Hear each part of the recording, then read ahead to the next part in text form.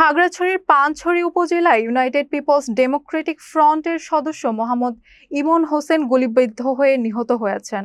বৃহস্পতিবার ভোরে উপজেলার ইসলামপুর এলাকার একটি সমিলের সামনে এ ঘটনা ঘটে। নিহত ইমন হোসেন পানছড়ি উপজেলার মোহাম্মদপুর গ্রামের রুহুল আমিনের ছেলে। স্থানীয় সূত্রে জানা যায়, ভোরে ইসলামপুর এলাকার একটি সমিলের সামনে অবস্থানকালে অজ্ঞাত দুর্বৃত্তরা তাকে লক্ষ্য করে গুলি ছোড়ে। এতে ঘটনাস্থলেই তার মৃত্যু হয়। ইউপিডিএফ গণতান্ত্রিক পানছড়ি উপজেলার সহকারী পরিচালক বিকাশ ত্রিপুরা দাবি করেন, সাংগঠনিক কাজে বের হওয়ার সময় ইউপিডিএফ প্রসিত গ্রুপের সদস্যরা ইমনকে গুলি করে হত্যা করেছে। তবে এই বিষয়ে ইউপিডিএফ প্রসিত গ্রুপের পক্ষ থেকে এখনো কোনো আনুষ্ঠানিক বক্তব্য পাওয়া যায়নি। ঘটনার সত্যতা নিশ্চিত করে পানছড়ি থানার ভারপ্রাপ্ত কর্মকর্তা ওসি ফেরদৌস ওয়াহিদ জানান, খবর পেয়ে পুলিশ ঘটনাস্থলে পৌঁছে তদন্ত কার্যক্রম শুরু করেছে। হত্যাকাণ্ডে কারা জড়িত এবং এর পেছনের কারণ উদ্ঘাটনে কাজ চলছে বলে জানান তিনি।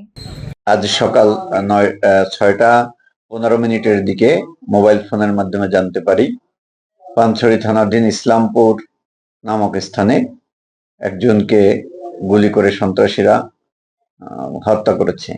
পরবর্তীতে থানার পুলিশ ঘটনাস্থলে যায় এবং একটি মৃতদেহ পড়ে থাকতে দেখে মৃতদেহের যে মৃত্যুবরণ করেছে তার ভাই সোহাগ এর শনাক্ত মতে জানা যায় মৃত্যুবরণকৃত ব্যক্তির নাম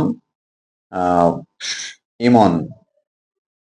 পরবর্তীতে পুলিশ মৃতদেহ উদ্ধার করে শ্রোতাল রিপোর্ট প্রস্তুত করে এবং পরবর্তী আইনগত ব্যবস্থা প্রক্রিয়াধীন।